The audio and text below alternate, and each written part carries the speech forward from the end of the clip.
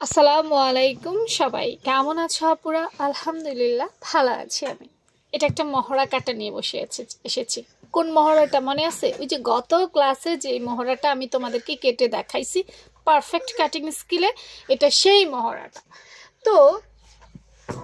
আজকে কিন্তু মহড়ার ক্লাস না আজকে হচ্ছে তালপাটের ক্লাস কিন্তু তালপাট কাটিং করতে হলে আগে মহড়া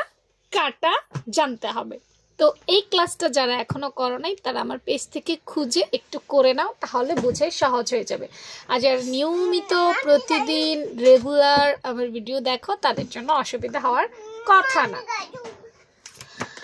ওকে দেখো 36 সাইজের জন্য কতটুকু তালপাট কাটবো 36 সাইজের জন্য আমরা 1.5 ইঞ্চি পরিমাণ তালপাট কাটবো ব্যাস শেষ আবারও বলছি 1.5 ইঞ্চি এখন এই যে 1.5 ইঞ্চি বলছি কথাটা বলাটা কত সহজ কিন্তু করাটা অত সহজ না করাটা আমরা কিভাবে করব সেগুলোই আলোচনা করি এই হচ্ছে ধরো তালপাটের কাটিং স্কিল হ্যাঁ আর দেখো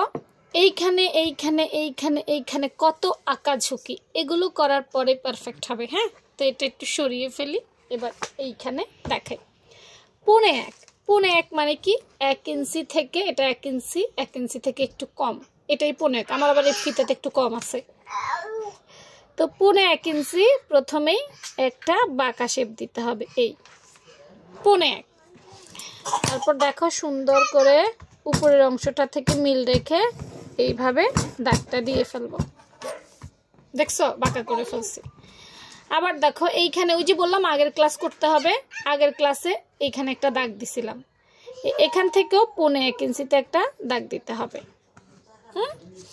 আবার এই যে মিডল দেখছো মিডলে আমি করছিলাম এই মিডল থেকেও 1.5 ইঞ্চিতে একটা দাগ দিতে হবে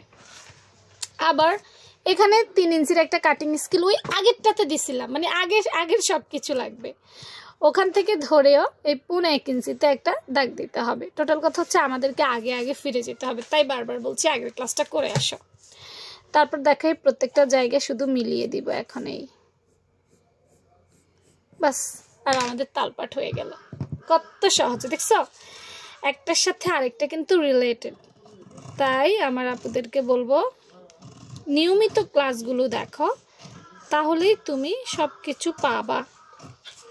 এজন্য ফলো দিতে হবে লাইক কমেন্ট করতে হবে তাইলেই বেশি বেশি আপুর ভিডিওগুলো পাবা হ্যাঁ